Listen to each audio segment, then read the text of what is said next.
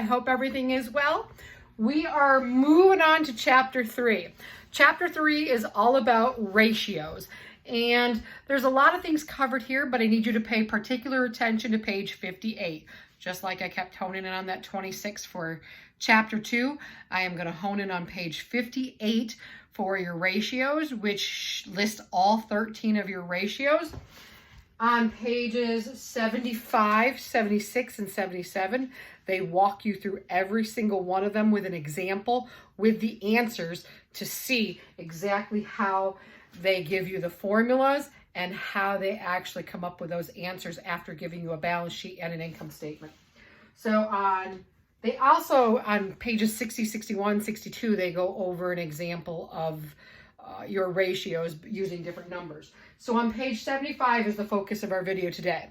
Again, you have 13 ratios and your midterm is on Friday. So as I told everybody in Zoom tonight, Wednesday is going to be a bit different. I'm not giving you any discussion question. I will be giving you an in-class activity. And for the first time so far this term, you are not going to have guided notes. What you're going to do instead is you're going to focus on all 13 ratios. So I'm going to have you doing number 36 for your in-class activity, which is on page 87, I believe. So I will have that listed in the module separately. That's great. But I wanted to show you on pages 75, 76, and 77, they have all 13 of them listed.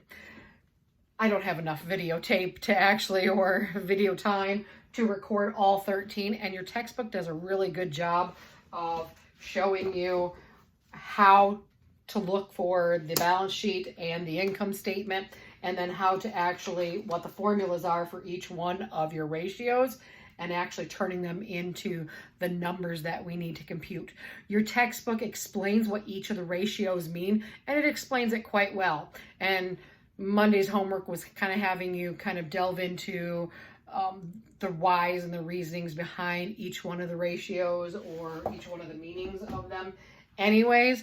So tonight's video is just going to be, I'm going to work through the 4 biggest ones that I have used in my accounting. Again, we talk about these should look somewhat familiar to you because in every accounting class, we touch base on some of these ratios. We touch base on profit margin, return on assets, inventory turnover, current, quick ratios.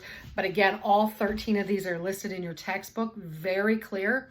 So why I'm giving them to you on Wednesday is because I will also, once you're done with number 36 on Wednesday night by 10 p.m., once you're done with it, you can submit it. And then once you've submitted it, send me an email that says, hey, Mrs. Miller, can you send me the answers? That way you have the ability to look and see, did you do them correctly? You get instant feedback instead of waiting for Friday. Friday's your midterm, and you're going to need, it's going to be very similar to problem number 36, where you're given an income statement and a balance sheet, and you're asked to compute all 13 of the ratios. So that's what I need you to do is number 36 for Wednesday. Give me feedback or ask me for the answers, and then let me know if you're having problems so that I can go over a specific one if you really don't understand how you got it wrong or how you even got it right if you got it right. So I want to give you feedback. So that's why I'm having you do it for in-class Wednesday. So Wednesday will look a little different. So for now, again, I'm just going to go over these 4. I've put them up on the board. If you can't see them, just pull up pages 76 and 77. They are right there. Again, on 75, this is number 2, Gilliam Corporation, not number 1 because it has different data. So for the profit margin is just your net income divided by your sales. Both those figures, if you recall, we just got done learning the income statement again and going over the income statement. That is your income statement. We figure your revenues, your sales, any earnings at all for a company's sales, revenue. Revenues minus expenses equal your net income. So the computation at the bottom is net income. So where do we get this? If we are to look at this textbook on page 76, we will see that our earnings after taxes, or EAT, that is your net income. So use that number, $135,000. divide that by 2,400,000, which is your sales, which is listed right here up on top of your income statement. Divide that number, it gives you 5.6%. And that is as simple as it gets. Again, most of these 13 are extremely simple and they show you and walk through it. So I need you to do this, and I need you to do it on time, because if you do it on time and you work through it, it won't be something brand new on your midterm. So your return on assets. This one's a little bit different because we get to use two different sheets. We get to use your net income off the income statement, but we also are looking at your total assets, which, if you recall from Accounting 101, your total assets are on the balance sheet. Assets equal liabilities plus OE, right?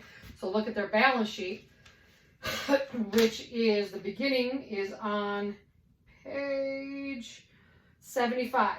So it says their total assets are 1,100,000, and we know our net income is 135. So it's our 135,000 divided by the 1,100,000 gets you 12.27%. Easy as it gets.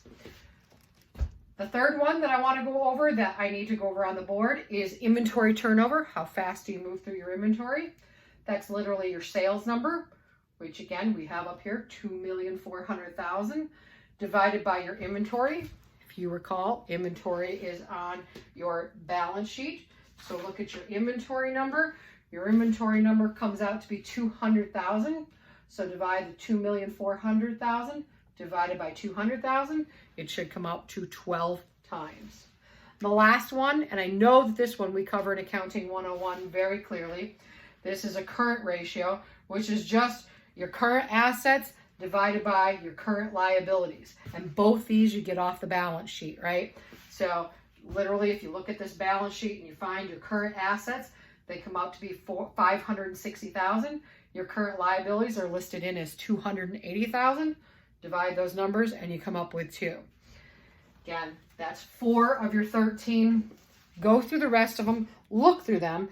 If they don't look right, or if there's some sort of question with any of them, if you're working through 36 for Wednesday and you discover a problem, or there's something you just don't understand and you get your answers and you still can't figure out where you went wrong, let me know. I can get back to you and make sure that I give you feedback so that you have something to study with before Friday, because Friday is just going to be your midterm. So I wanted to cover it.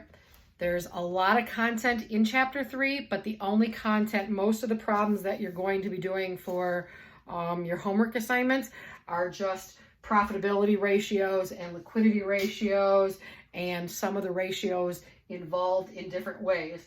But for your Wednesday work and your midterm, it's just going to be the 13 ratios off of your income statement and your balance sheet. So focus on those because those are on the test. So that's all for tonight. I will talk to you guys on Wednesday. I will talk to you via Zoom. Remember, Zoom's at 8 o'clock. Come with any questions that you have, any concerns. And as always, if you want to double check your homework, I can't release those, but I can send them via email. Once you have submitted any of your work to Canvas and you've already done it, send me an email that says, hey, Miller, can you please send me the answers for homework 5? I submitted it on Tuesday at 4 p.m. Thank you. And I will make sure that by the next class, they are submitted to you so that you can double check your work. Not being in class, we're not covering all the answers we did today. We covered the quiz, but if you have any questions on the other content, I'm happy to send it forward. It's all saved already because I've taught the course before, so I've got them all saved. Homework 3, homework 4, homework 5. I can simply put them in an email and send them to you. So work through these. Try to work on number 36 ahead of time. I'm giving you some advance notice of it. Work on 36. Once you're finished, send it to me and ask me for the answers. I will send the answers to you. You can compare the two, see what you got right, see what you got wrong. That'll leave us for some conversation on Wednesday night.